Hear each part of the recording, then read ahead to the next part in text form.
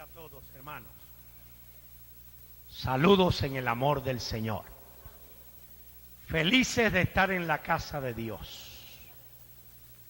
Dichosos que Él nos ha traído con bien.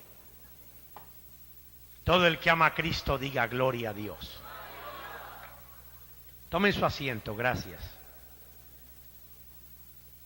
Yo agradezco mucho la invitación que nuestro hermano Pablo y la iglesia me hiciera para estar aquí en esta fiesta. Y agradezco también la comprensión y el buen deseo del hermano Roberto. Pero yo les voy a decir algo. Cuando yo vengo a la casa de Dios, nunca vengo apurado, nunca. Porque es mi casa, ¿ves? Anoche predicamos precisamente en un aniversario y yo tenía la gran dicha de que, como era viernes, seguían en vigilia. Y entonces usted sabe, a las 3 de la mañana estaba yo para poner la cabeza en la almohada. Feliz, para mí estaba comenzando la cosa. Porque no hay nada mejor que esto. Las cosas buenas nunca pueden ser apuradas.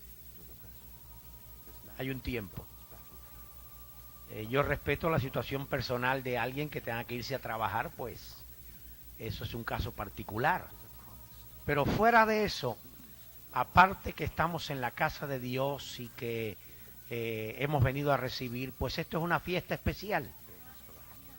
Aquí hay personas que han venido, como hermano Roberto, desde Texas, hermanos que han venido de Brasil y de otros lugares, porque no es un culto común, es una fiesta de acción de gracias por 3 años de victoria. Yo me alegro de estar aquí. Mi esposa ayer estuvo muy mal, muy enferma. Y a mí me sorprendió, esta tarde yo salí de la oficina y cuando entré a casa yo le dije, fíjate que voy al aniversario con los hermano Pablo, hermana Lea, y me hubiera gustado que tú fueras. Y no le dije nada más, me fui a la oficina otra vez. Y cuando regresé, me dijo, yo me voy contigo. Bueno, pues vámonos, pues está bien. Yo no sé si ustedes saben dónde estamos esta noche.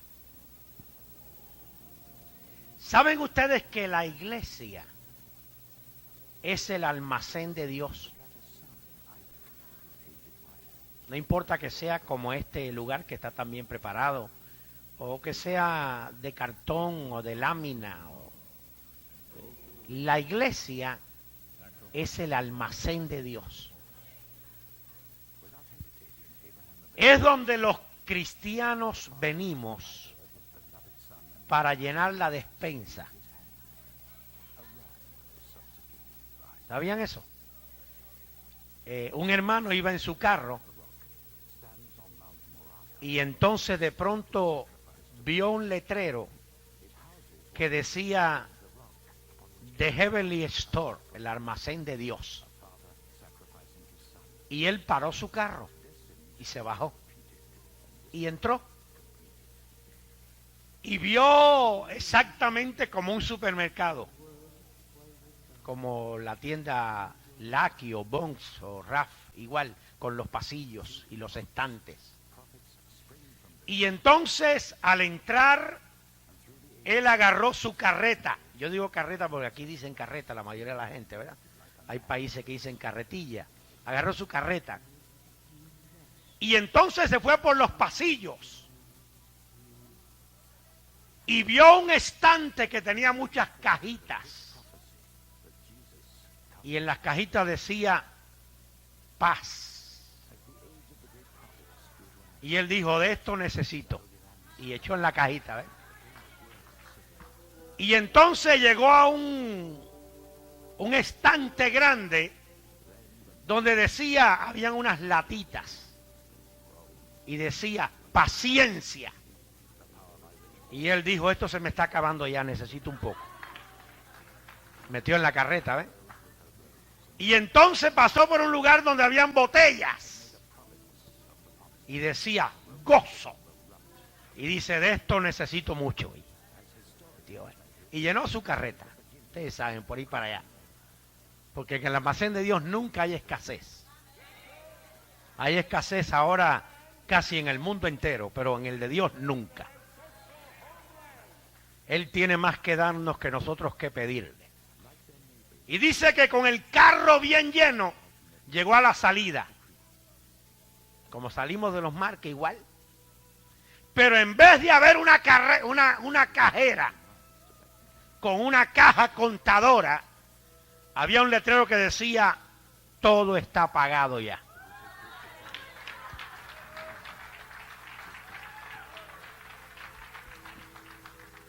A mí me da tristeza que hay gente que viene al almacén de Dios y se va con la carreta vacía. Y llega a su casa y la despensa está casi vacía.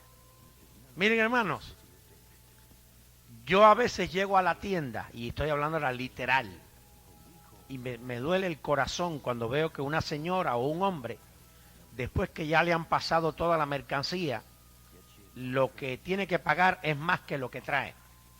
Yo he visto eso. Entonces dice, quite esto, y quite esto, y quite aquello. Y le van quitando hasta que le alcanza. Aquí no pasa eso. Usted puede echar todo lo que usted quiera. Y está pagado. La Biblia dice que Él obra más abundantemente de lo que somos capaces de pedir y aún de pensar, porque Él es amplio en bendecir. La Biblia dice que no da su espíritu por medidas. De hecho, si alguien no lo cree, Él dice, pruébame y abriré las ventanas de los cielos. En el original dice las esclusas del cielo. Y usa una palabra muy grande, dice, y derramaré. Ahí no dice daré, dice derramaré. Bendiciones hasta que sobreabunde. ¿Sabe de qué le dan ganas a uno, hermano? Mire, de agarrar una carreta con esta mano y una carreta con esta otra mano. Y con dos carretas. Porque está pagado. Está pagado. No es que es gratis. No es que no cuesta. Es que ya Él lo pagó. Y a eso hemos venido, a recibir todo lo que Dios tiene para nosotros. Bendito sea Dios. Saludos a todos, hermanos. Yo me siento bien, me alegro. Fueron gratas sorpresas esta noche. Yo nunca pensé que el hermano Arzola estaba aquí, no lo sabía. No sabía que Shirley y Doris venían, yo no sabía nada. Los hermanos de Brasil, cuando entré supe que el hermano Juan Pablo Lucas estaba aquí también otra vez. Yo creo que nos vimos antes, tal vez en otro aniversario. Y me estoy contento. Regresamos de una cruzada en New Orleans, Luisiana. New Orleans es una ciudad donde últimamente se ha concentrado mucho hispano. Solo hondureños, hay 95,000 hondureños. Se publica un periódico bilingüe de Honduras. Y a mí me extrañaba que las compañías Laxa, Taca, volaban a Honduras. Y es porque hay entre 25 y 30,000 de cada nacionalidad centroamericana y hay 95,000 hondureños. Y yo les digo a ustedes que cuando uno está en una cruzada de esa, uno siente que no se debe de ir. Porque Luisiana, especialmente New Orleans, es una ciudad muy grande, con mucho hispano, muy poquita iglesia y mucha necesidad de evangelistas y mucha hambre de Dios y de la palabra. Y esa gente por la mañana abarrotaban el lugar a las 10 de la mañana y en la noche a las 7 de la noche. No importa qué día fuera de la semana. Hambre de la palabra. Gloria a Dios. Mañana, si Dios nos da la vida, vamos a estar aquí otra vez. Así es. Eso es como a las 3. A las 3. No se olviden, ese numerito que le pusieron aquí, a mí no me lo pusieron, ¿sabes? Llegamos temprano, mi esposa y yo muy temprano, abriendo puertas. Todavía no estaban poniendo números. Igual que ese número 3, así será a las 3. Mañana, con la ayuda del Señor. Y yo he estado orando al Señor que me ayude a predicar un sermón que ha estado quemando en mi corazón. Cuando yo digo quemando, es que nunca se puede predicar un sermón que uno primero no lo siente. Si no trabaja para acá, no va a trabajar para allá. Y mañana invite a alguien y vengamos con expectativa. Me alegró mucho ver a nuestro hermano Bucio. Dios lo bendiga, aquí con nosotros también.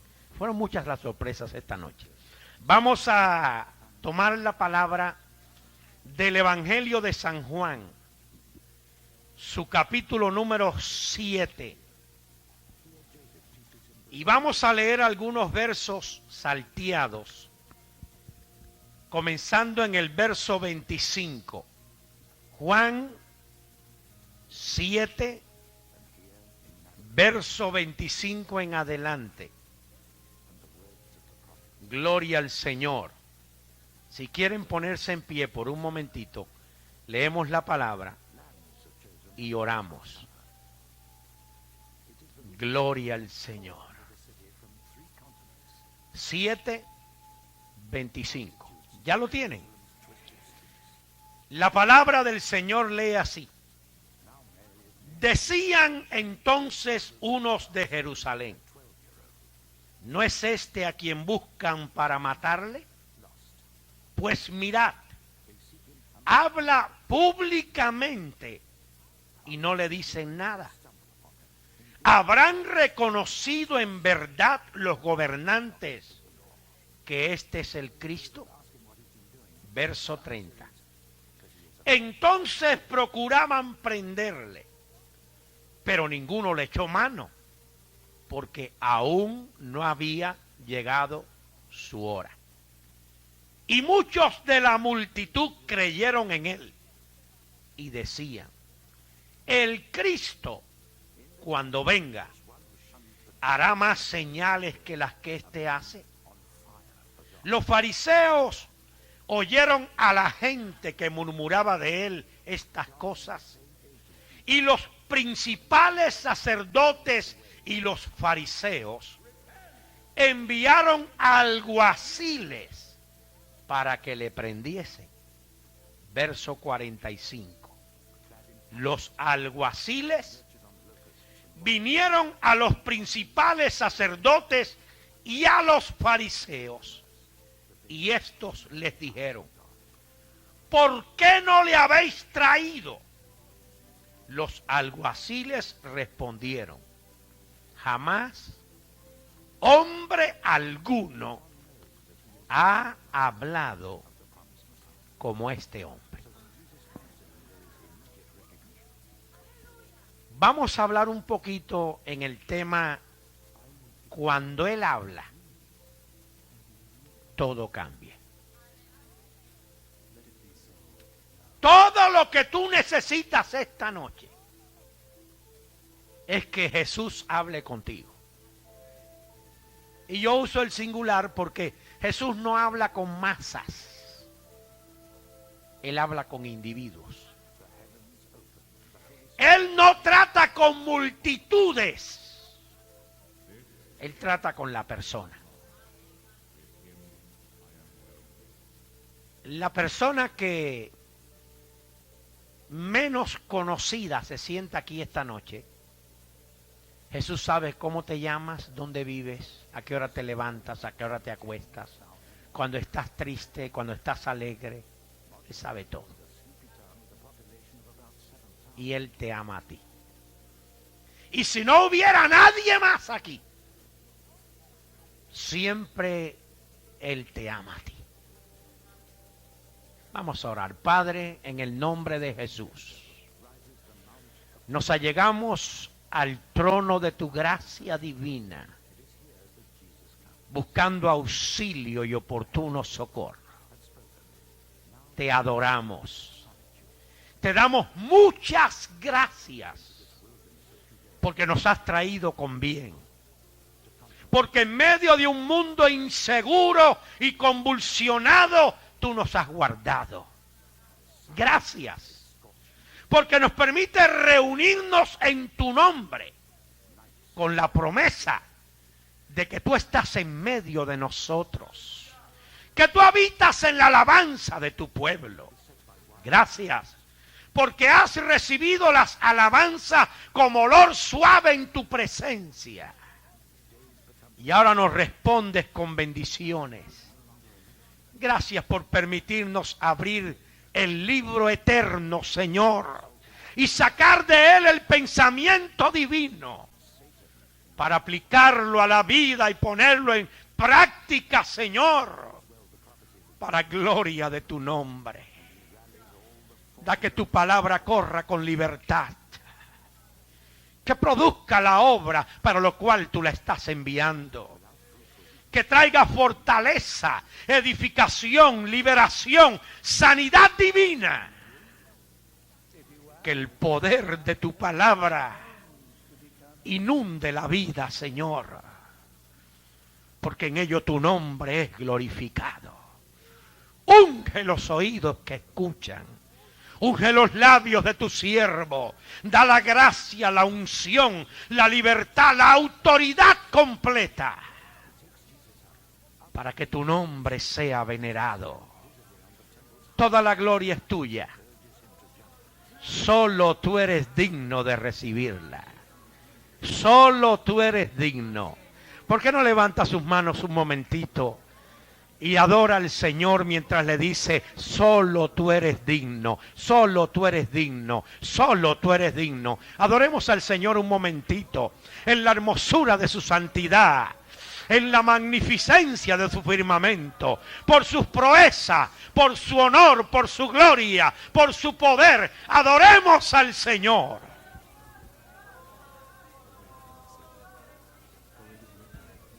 Gracias, Señor. Muchas gracias, Señor.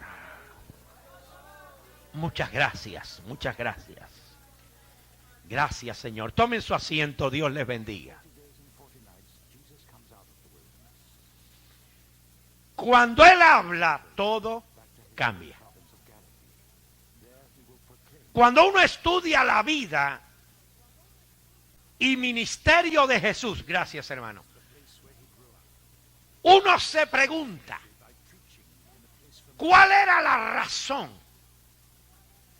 que desde el principio del ministerio de Cristo los líderes religiosos querían matarlo? Y digo desde el principio, porque no querían matarlo cuando estaba para terminar su ministerio. La Biblia, desde que Cristo comienza su ministerio, está plagada de la frase, y buscaban ocasión para matarle. Y buscaban tomarle en alguna palabra para poder acusarle y matarle. Y querían arrestarle para matarle.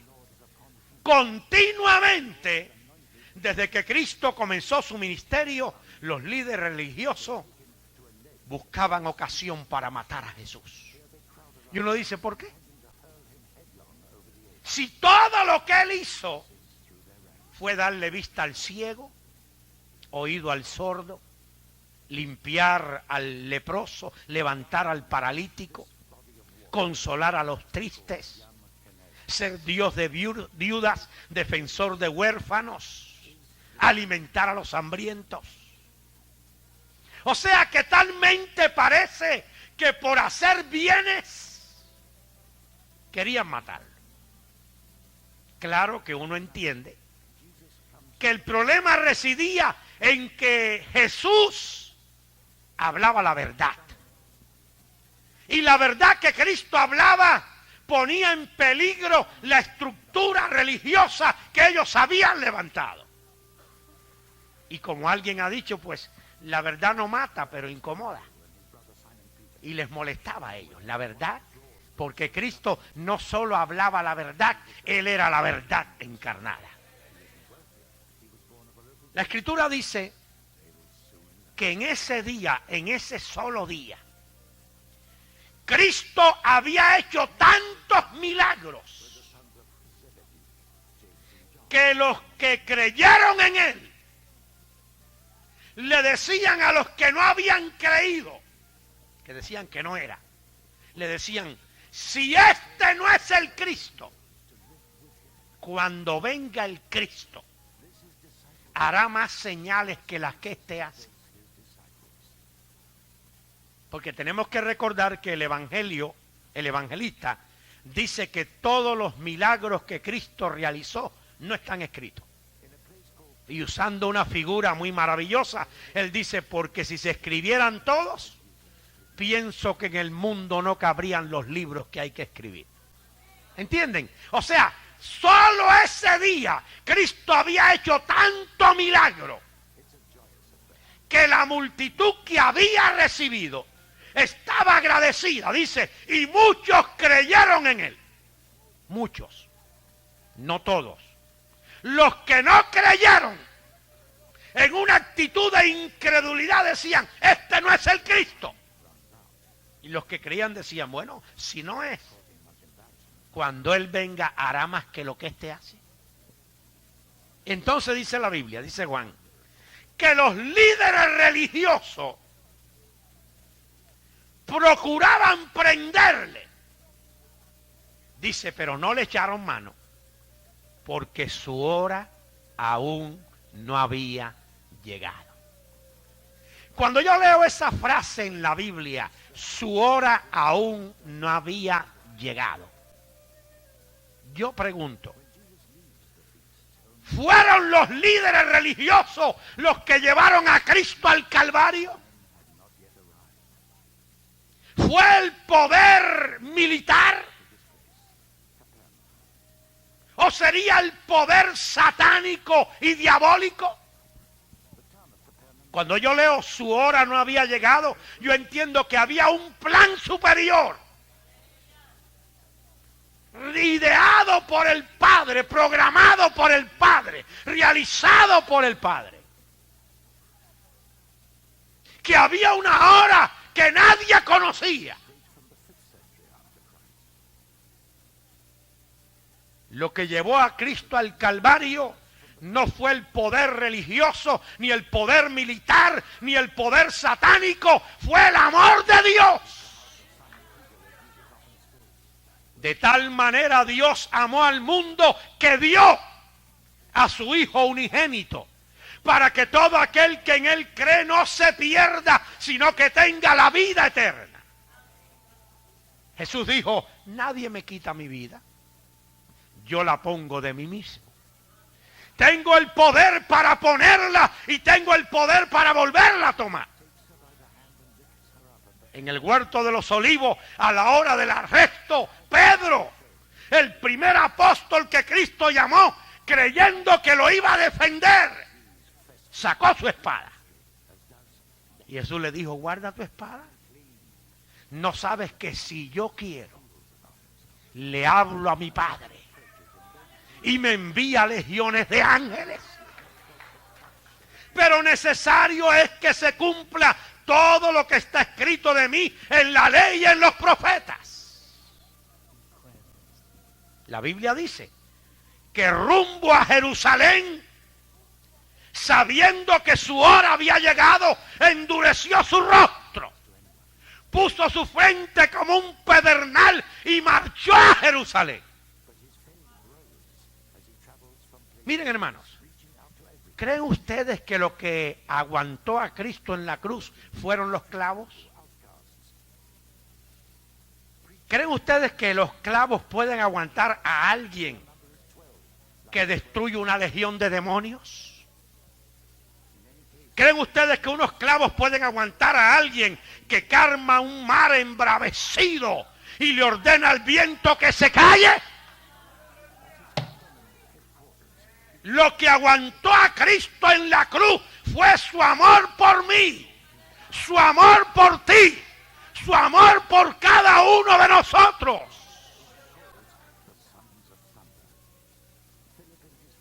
Bendito sea Dios. La Biblia dice, hablando Juan, que cuando los líderes religiosos oyeron los testimonios, oyeron la gratitud que había en la gente, oyeron la acción de gracia, dice, enviaron alguaciles. Los que están relacionados con esa palabra saben que antiguamente la palabra correcta era alguaciles, pero que en la revisión de la Academia Española se movió la palabra a alguaciles. Quiero que noten el plural. No enviaron un alguacil, enviaron alguaciles. Los que han estudiado saben que viene a ser el equivalente de un sheriff o sheriff hoy en una ciudad acá. O sea que los alguaciles de 4, 6 o 8 distritos en Palestina fueron llamados para enviarlos con la orden de arrestar a Jesús.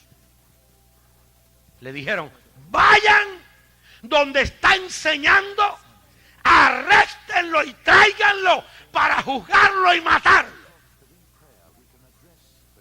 Y los alguaciles se fueron. Y llegaron donde Jesús estaba enseñando.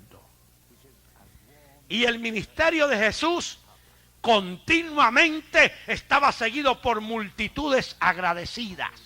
Hombres, mujeres, niños.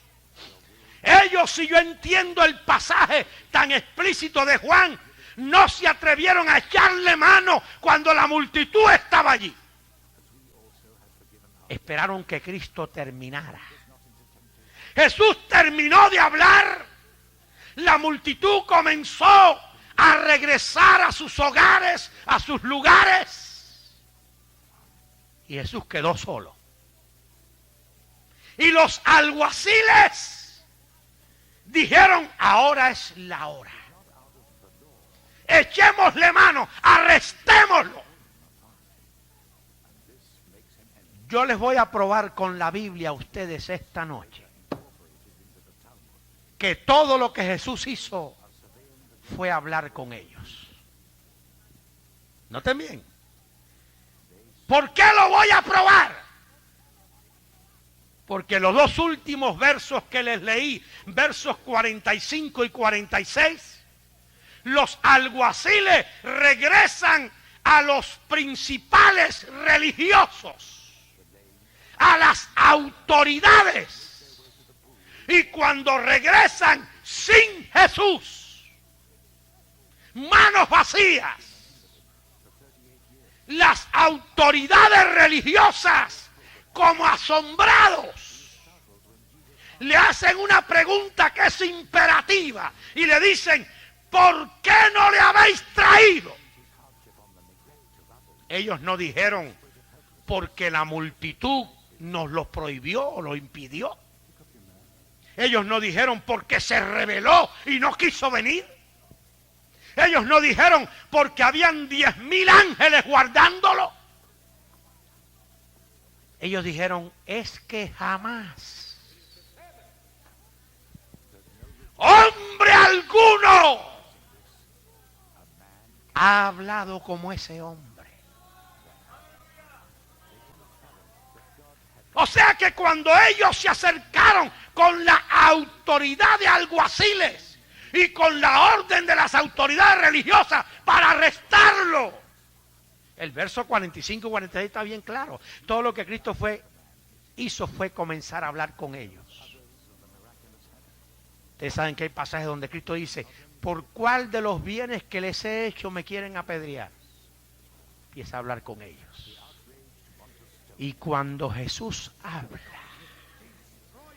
se sale el odio del corazón y entra el amor de Dios. Cuando Jesús habla, se disipan las tinieblas y brilla el sol de justicia. Cuando Jesús habla, la mentira tiene que retirarse y la verdad prevalece. Bendito el nombre del Señor. Cuando Jesús habla, el hombre cambia por dentro. Y cuando cambia por dentro, cambia por fuera también. Y cambian sus pensamientos, y cambian sus ideas, y cambian sus intenciones, y cambian sus palabras. Bendito el nombre del Señor. Yo no sé si entienden el pasaje. Ellos como que dicen, si fuimos para arrestarlo, pero cuando nos habló, como que nos desarmó. Nadie puede oír hablar a Jesús y quedar igual. Miren, hermano, yo no tengo problema con este pasaje.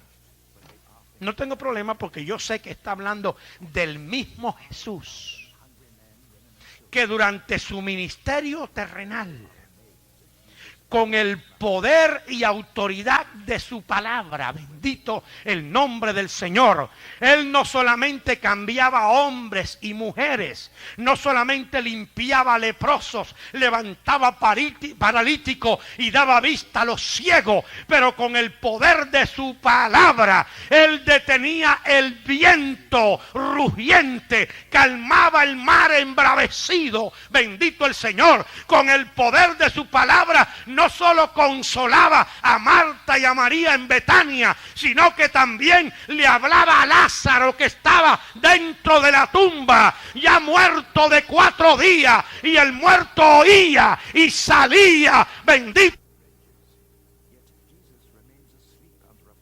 el nombre del Señor.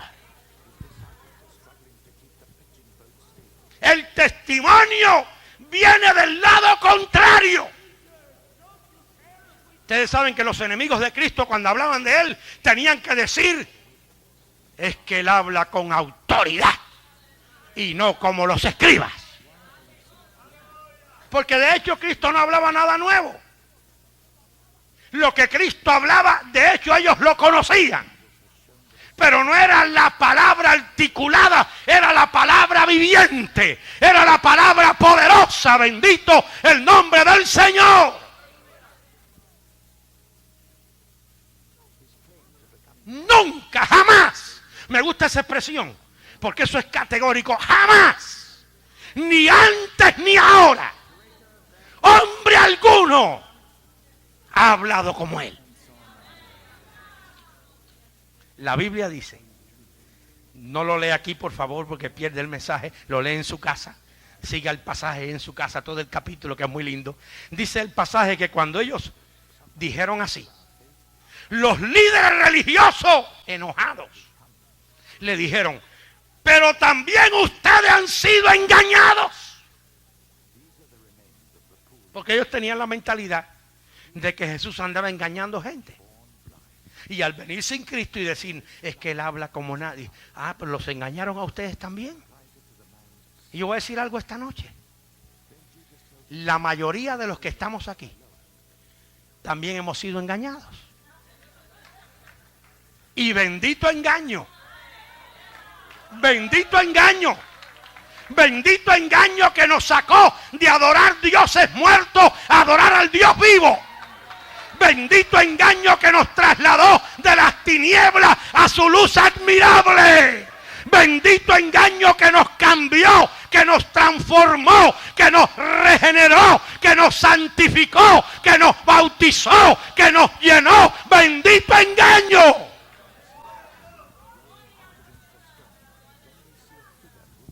El dueto Moreno, Linda y Eliezer, ellos cantan un himno que dice, cambiaron de chaqueta.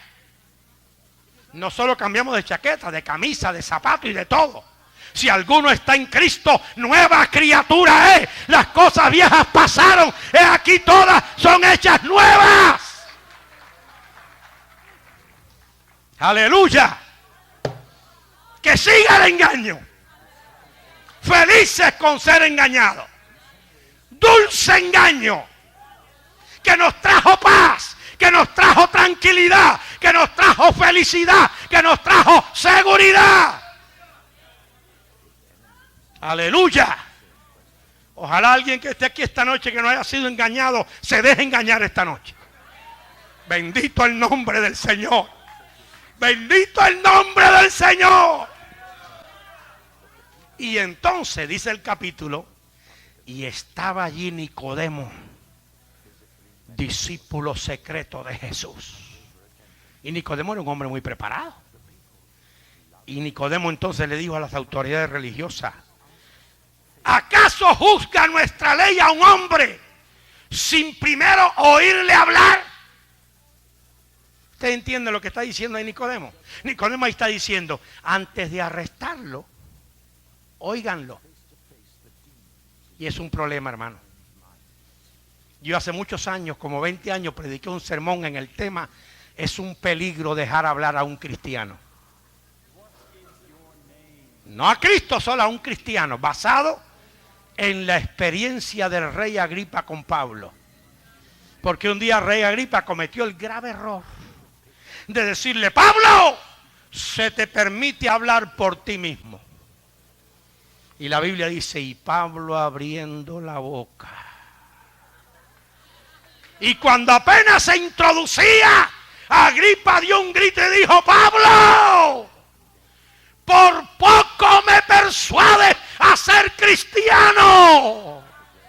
Y Pablo le dijo: si pluguiese a Dios, que por poco o por mucho tú fueras hecho como yo, con excepción de estas cadenas. Pablo está diciendo: mira, Agripa, el reino que yo represento es más grande que el reino que tú representas. Bendito el nombre del Señor. El reino que tú representas está establecido sobre las armas, pero el que yo represento está establecido sobre la palabra inconmovible del Dios Todopoderoso, creador del cielo y de la tierra. Cuando Él dice la palabra, las cosas ocurren al poder creativo de la palabra de Dios.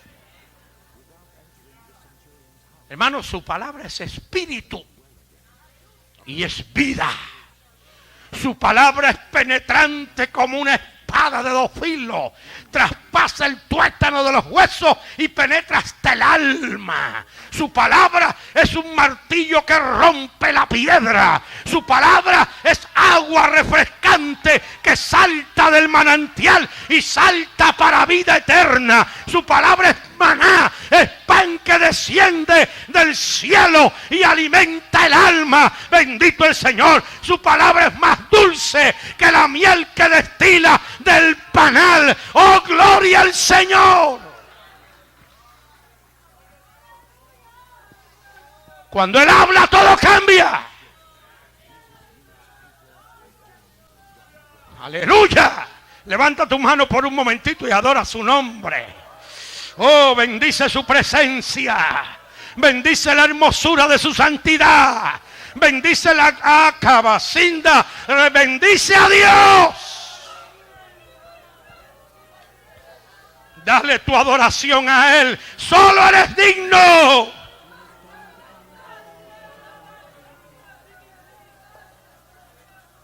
Santo su nombre para siempre. Santo su nombre para siempre. Santo su nombre, santo su nombre. Rey de los reyes, Señor de los señores. Bendito seas para siempre. Voy a decir algo esta noche. Quiero que escuchen esto con mucho cuidado. Siempre que Cristo habló, habló para ayudar, habló para edificar, habló para fortalecer, habló para liberar, habló para sanar. Durante su ministerio terrenal, usted puede verlo acercándose a una barca que va a naufragar en el mar de Galilea. Y cuando Él habla, su palabra es: no temáis, yo soy, no tengan miedo. Cristo da su vida voluntariamente, y cuando resucita de entre los muertos, Hay un grupo de discípulos asustados, temerosos de la persecución, encerrados en una cámara, puertas y ventanas. Cuando Cristo aparece, su palabra es paz a vosotros. 2 discípulos van camino en Maús y cantaron de eso esta noche. Y van turbados. Van comentando los últimos acontecimientos. Van tristes. Un tercer personaje se les une. Comienza a hablar con ellos. Y ellos piensan que es un extranjero que ha venido de paso y no sabe lo que ha pasado. Se acercan a la aldea. Él hace como que va de largo y ellos le dicen: ya se acerca la noche, cae la tarde, quédate con nosotros. Y él se queda con ellos. Se sientan a la mesa y cuando él parte el pan le abre los ojos. Desaparece de en medio de ellos. Y dice la Biblia que empezaron a decirse uno al otro: ¿qué acaso no ardía nuestro corazón cuando nos hablaba en el camino?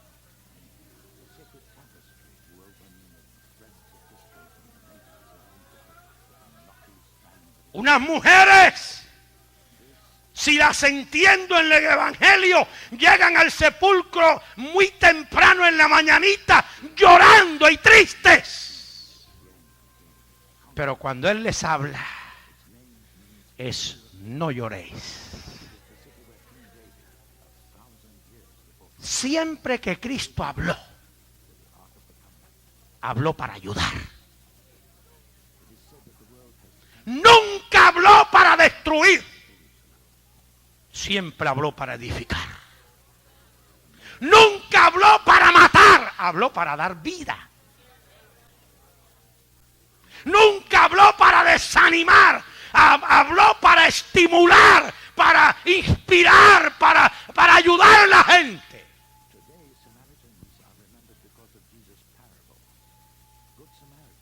Cuando Jesús hablaba, hasta los niños eran atraídos por el poder de su palabra. Jamás. Miren, hermano, lo que el mundo de hoy necesita no es mejor educación, ni mejor trabajo, ni mejor dinero. Todo lo que necesita es que Jesús trate con ellos. Porque cuando uno oye la palabra de Jesús, todas las cosas pasan a plano secundario. Todo pierde su valor, su interés, su importancia. Porque es la bendición de Dios la que enriquece. Y no añade tristeza con ello. Porque hay plenitud de gozo en su presencia. Porque toda la tierra está llena de su gloria. Porque cuando Jesús habla, Él no habla para conocer. Ya Él conoce todo. Él no necesita que alguien le diga lo que hay en el hombre, porque Él sabe todo lo que hay en el corazón del hombre. La historia de la mujer samaritana, que no es parte de mi mensaje, es muy significativa. Porque cuando ella llega al pozo en busca de agua, ella ni sueña que un judío hombre va a hablar con ella. Pero Jesús le habla. Y en la conversación las palabras toman sentido, hay sabor, hay sustancia, hay vida. Y ella dice: paréceme que tú eres profeta.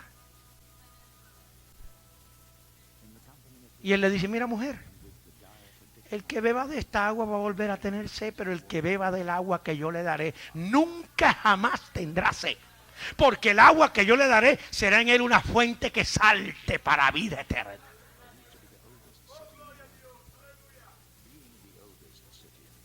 Ella mira sus manos y no ve nada y le dice: pero si el pozo es hondo y tú no tienes con qué sacarla. ¿Eres tú acaso mayor que nuestro padre Abraham, que nos dio este pozo? Y él le dice: antes que Abraham fuera, yo soy. Y allí rompe toda la gramática, porque no dijo yo era.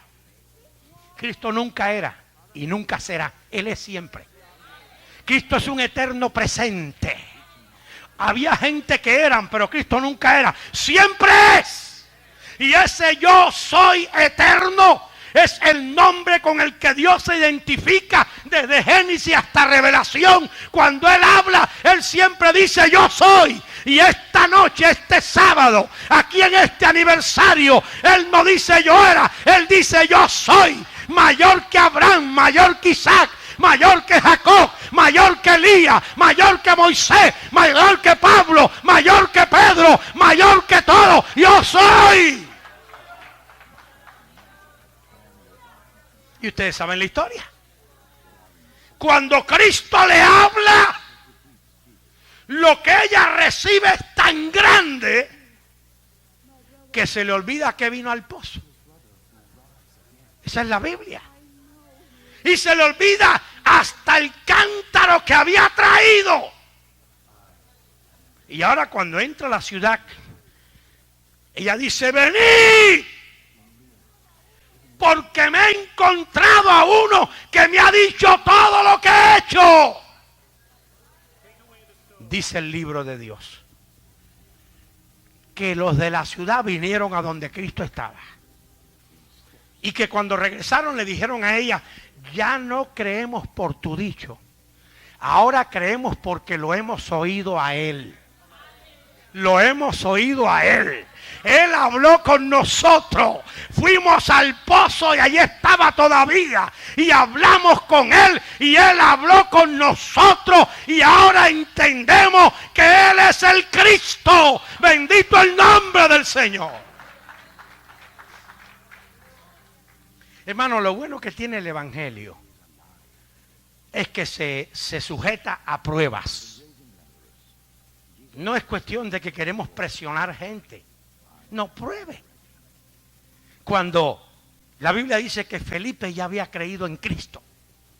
Y entonces Felipe encontró a Natanael.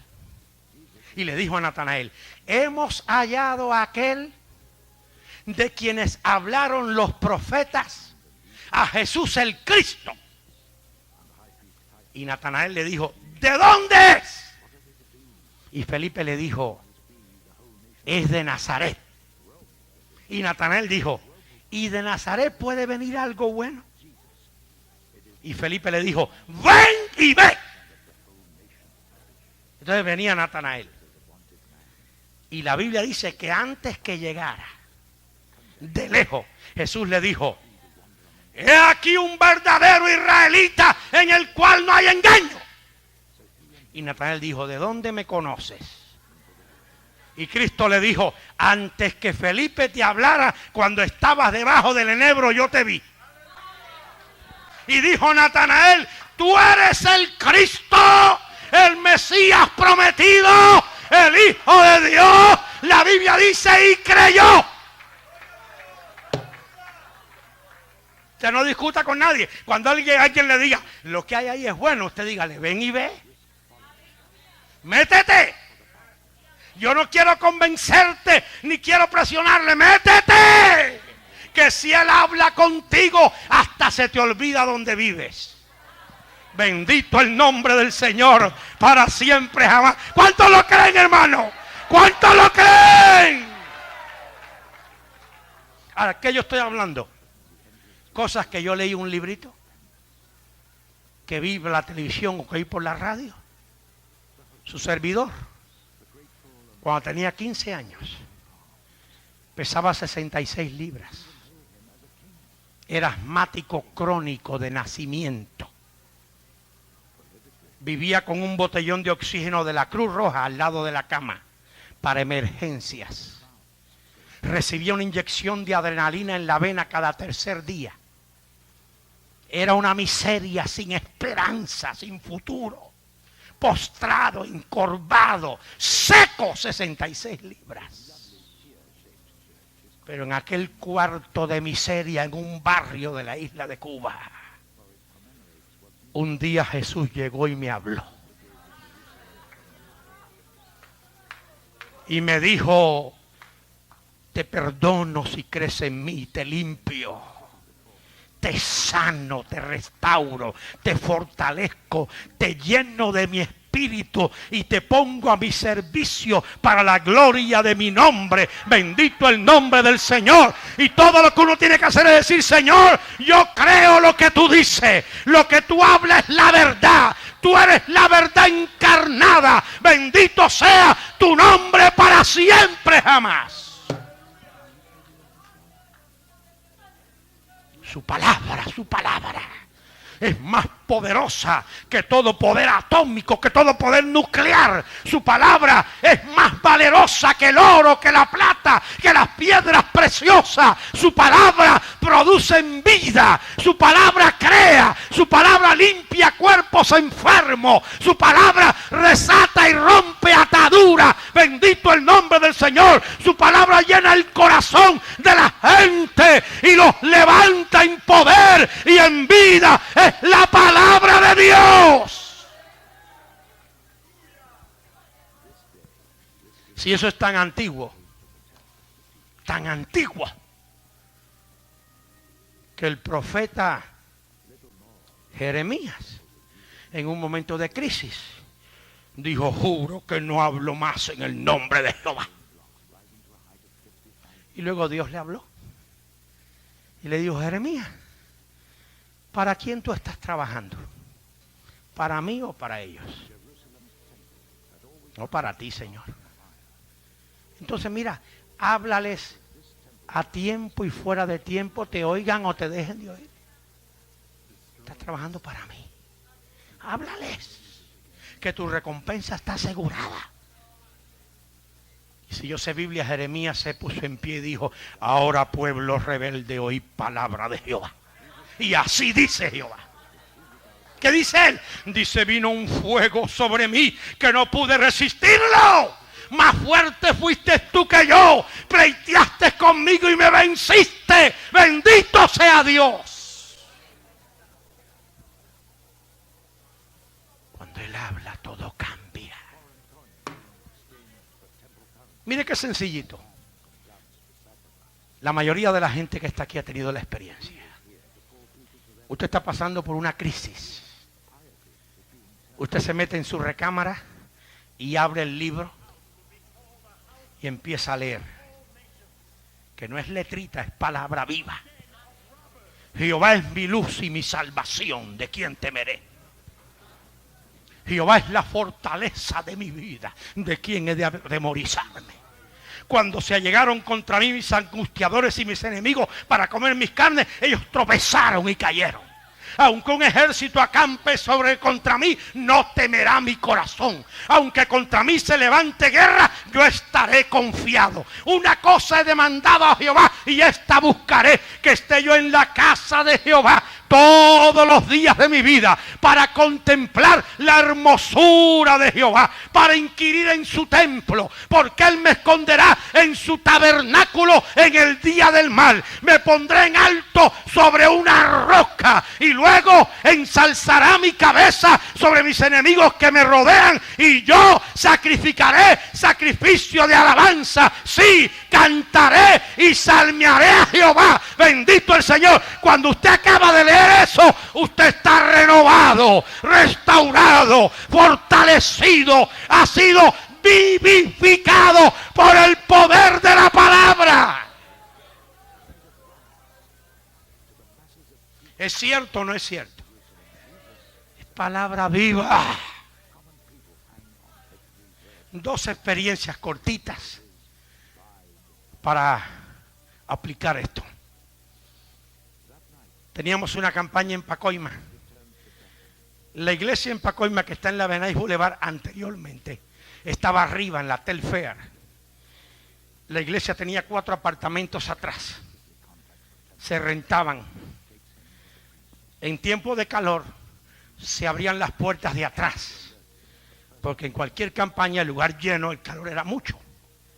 Una noche yo había acabado de predicar, hablar la palabra, y mucha gente había respondido, pero un montón de muchachas y jóvenes, esa noche especial, habían recibido el bautismo del Espíritu Santo. Dios estaba bautizando gente en respuesta a la palabra. Y las muchachas estaban manos en alto, las lágrimas corrían, hablando en otras lenguas como el Espíritu daba que hablase. Y una familia de las 4 familias que vivían atrás, por el movimiento que había, vinieron y se pararon en la puerta de atrás. Y cuando vieron a esa muchacha, manos arriba, llorando, bañadas en sudor, una señora vino conmigo bien enojada y me dice: ¿y usted qué les hizo? Y yo no le he hecho nada. Y dice: voy a llamar a la policía ahora. Llámela, señora. Y me crean, hermanos, como 15 minutos después vinieron 2 patrullas. Y la policía, como saben, ellos no entran al templo. Ellos se pararon así de lejito. Y vieron a las muchachas allá y los jóvenes. Y ellos no son tontos, ellos saben. Y entonces ellos dijeron: aquí no hay ningún delito, ninguno. Esta iglesia está reconocida, tiene permiso, están adorando a Dios. Y ella dijo: pero mira esa gente llorando. Es el poder de la palabra. Nadie les había dado de trancazo ni golpe. Es el poder de la palabra. Había convicción del Espíritu Santo. La palabra estaba penetrando, estaba obrando, estaba haciendo su trabajo.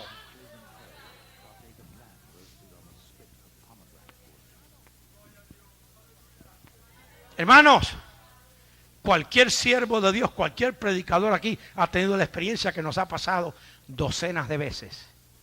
Terminar de predicar en un lugar y que se me acerque un hombre o una mujer bien enojado y me diga: ¿y a usted quién le dijo de mi vida?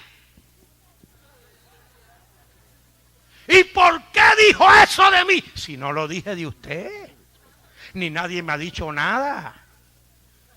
Es que la palabra redarguye, penetra, se mete, corta, la palabra corta. La palabra es de 2 filos, la palabra es punzante, penetrante. No hay sustituto para la palabra, no lo hay.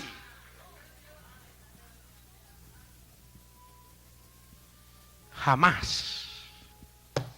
Yo no sé si usted se acuerda la primera vez que Jesús habló con usted. ¿Se acuerda? Yo creo que la mayoría de los que estamos aquí, no todos, pero la mayoría de los que estamos aquí, estábamos muy lejos en otros países. Si algunos de aquí, excuse me. La mayoría de los que estamos aquí, cuando Él nos habló, estamos muy lejos. En aquel rincón por allá, o en una ciudad muy populosa. Aquí voy a decir algo para terminar pronto, voy a decir algo aquí. Si yo sé Biblia, cuando Cristo tuvo el encuentro con Saulo de Tarso camino a Damasco, la Biblia dice que los que iban con Saulo vieron la luz, pero la Biblia dice que no oyeron la voz, porque la voz no era para ellos, era para Saulo de Tarso. ¿Se dan cuenta el punto? Por eso dije al principio, Él no trata con multitudes, Él trata con individuos. Ellos vieron el resplandor, pero lo que Él habló, ellos no lo oyeron. Pero Saulo lo oyó. Y Saulo respondió. Y en el capítulo 22 de los Hechos, cuando da su testimonio, él dice: porque no fui rebelde a la visión celestial. ¿Y quién va a ser rebelde? Si él le dijo: dura cosa te es dar cosas contra el aguijón. Te estás lastimando tú mismo. Entonces dijo: ¿qué quieres que yo haga, Señor? Y este Cristo que es tan grande le dijo: entra a Damasco y se te dirá lo que debes hacer. Déjeme terminar. Ustedes saben cuál fue todo el problema en la vida de Pablo. El libro de los Hechos lo dice. El gobernante de mayor rango en el orden distrital, aparte de César, dijo: si este Pablo no hubiera apelado a César, podía ser puesto en libertad porque en él no hay ninguna causa. ¿Saben por qué? Porque llegó Agripa y le dijo a Festo, Festo, ¿qué es esto que yo estoy oyendo que este Pablo va de gobernante en gobernante y de juicio en juicio? ¿Qué es lo que el hombre ha hecho? Y Festo le dijo, no, excelentísimo Agripa, el problema es que este Pablo se la pasa hablando de un tal Jesús difunto, pero que él afirma que vive. Y las palabras clave ahí son que él afirma. Y el secreto en la vida de Pablo es que nunca verá a Pablo diciendo yo creo, yo pienso, me parece. La frase clave del ministerio de Pablo es yo sé. Yo sé en quién yo he creído. Yo sé que Él es poderoso para guardar mi vida hasta el día final. Yo estoy persuadido de esto, que el que comenzó en mí la buena obra la perfeccionará hasta el día de Jesucristo. Y esa palabra es que Él afirma que vive. Y ahí está el problema, porque este es un tal Jesús difunto. Y hay un conflicto aquí, porque ese que es un hombre elocuente, intelectual, educado a los pies de Gamaliel, que tiene autoridad aún con los religiosos, él afirma que vive. Pero mire, hermano, ¿cómo no va a afirmar que vive si él oyó su voz? ¿Cómo no va a afirmar que vive si es ningún muerto te tira a tierra? Ningún muerto habla. ¿Está oyendo lo que dije? Eso de que los muertos hablan es asunto de espiritistas, de brujeros, de hechiceros, que trabajan con demonios. Pero Pablo oyó la voz de Jesús, que se identificó y le dijo, yo soy Jesús al que tú persigues, dura cosa te darcose contra el aguijón. Un muerto no habla.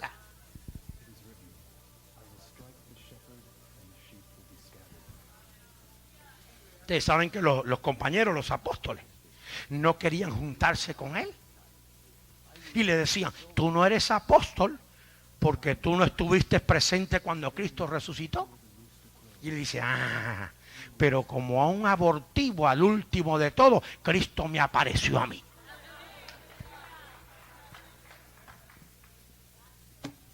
Si Cristo habla contigo esta noche, tus dudas se borran, tu inseguridad desaparece, tu temor se va. Si Cristo habla contigo esta noche, bendito el nombre del Señor, se le pierde el miedo a la muerte, al futuro, a la eternidad, se va todo temor al mañana, porque Cristo en nosotros es la esperanza de gloria.